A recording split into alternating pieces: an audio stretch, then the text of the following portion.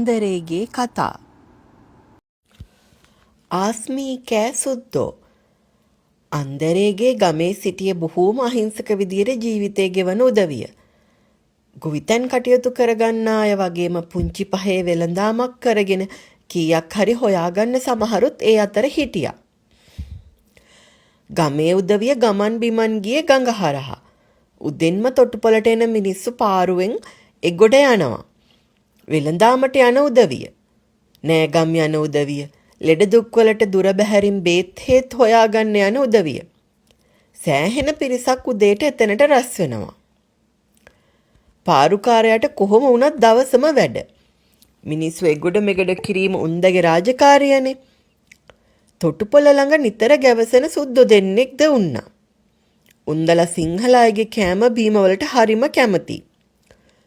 තොටුපොළ හරහා ගෙන යන කෑම පෙට්ටිවල තියෙන කෑම වලින් පංගුවක් අරගෙන කෑදර කමින් රස කර කර කෑම ඔවුන්ගේ සිරිතක්ව පැවතුණා. රජයෙන්ම ඒවා තිබුණ මේ සුදු මිනිස්සු තොටුපොළට වී සිටියේ ආරක්ෂක කටයුතු සඳහායි. ඒ නිසා ගමේ මිනිස්සු උන්දලාට හරිම බයයි. කෑම බීම ටිකක් ගත්තත් ඊට විරුද්ධ නොවි පාඩුව විඳ ගන්නවා. අන්දරේට මේ වගේ ආරංචි වුණා. සුද්දත් එක්ක අන්දරේගේ පොඩි පහේ නෝකාඩුවක්ද තිබුණා. කොහේදෝ ඉඳලා ඇවිත් අපේ රටේ මිනිස්සුන්ට කෙනෙහිලිකම් කරන්නට ඉඳහපල්ලකෝ කියලා අන්දරේ වෙලාවක් එනතුරු බලාගෙන හිටියා. අන්දරේලගේ වත්තේ ගසක ලොකු දෙබර ගෝටයක් තිබුණා. අත්තක් අගිස්සේ එල්ලිලා තිබුණු දෙබර ගෝටය දුටුවම අන්දරේට හොඳ අදහසක් ආවා. දෙබර ගෝටයක් ඇවිස්සුනොත් ලොකු විනාශයක්. උන් නැන්නම හරිම විසයි. බලා ඉදිද්දි ඉදිමෙනවා. දෙබරු ගොඩක් ඇන්නොත් මරණය පවා සිද්ධ වෙන්න පුළුවනි. අන්දරේගේ ගමේ දක්ෂ කොල්ලෙක් ගෙන්වා දෙබර ගෝටය කඩලා ලොකු පම්පෙට්ටියක් ඇතුළට දමා ගත්තා. දෙබරු ගොඩක් දැන් පම්පෙට්ටිය ඇතුලේ. පෙට්ටියේ කට හොඳට බැඳලා ඒක අරගෙන අන්දරේ ගෙදර ගියා. හැන්දෑවේ ලොකු අප්පුන්දෑ ආවා. අන්දරේගේ පණිවිඩයකට. අන්දරේ උන්දෑ සමග පොඩි රහස් කතාවක යෙදුණා. හිසවනා ලොකු අප්පුන්දෑ අන්දරේ කියන දේ අවබෝධ කරගත්තා. පහුවදා ලොකු අප්පු මොනවදෝ මන්ද කද බැඳගෙන ගියා තොටුපළට. එගොඩ යන අදහසින්.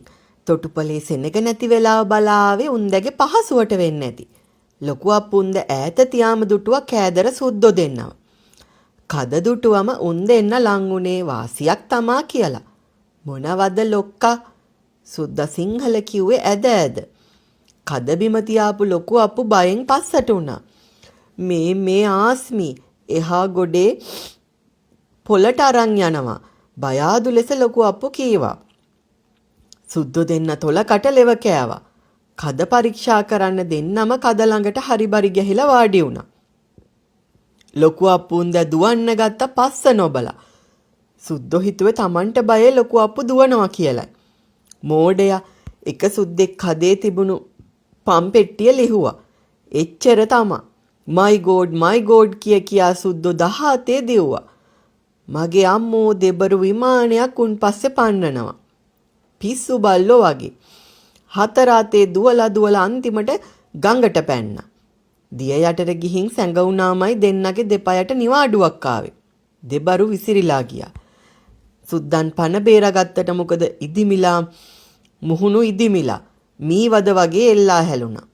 ඉන්පස්සේ නම් සුද්දෝ දෙන්න අනුන්ගේ කෑම කන්න යන්න නැතුව ඇති. ඒක අන්දරේගේ වැඩක් කියලා දැනන් උන්නේ ලොකු අප්පුන් දැ විතරයි. අන්දරේ තමයි අන්දරේ.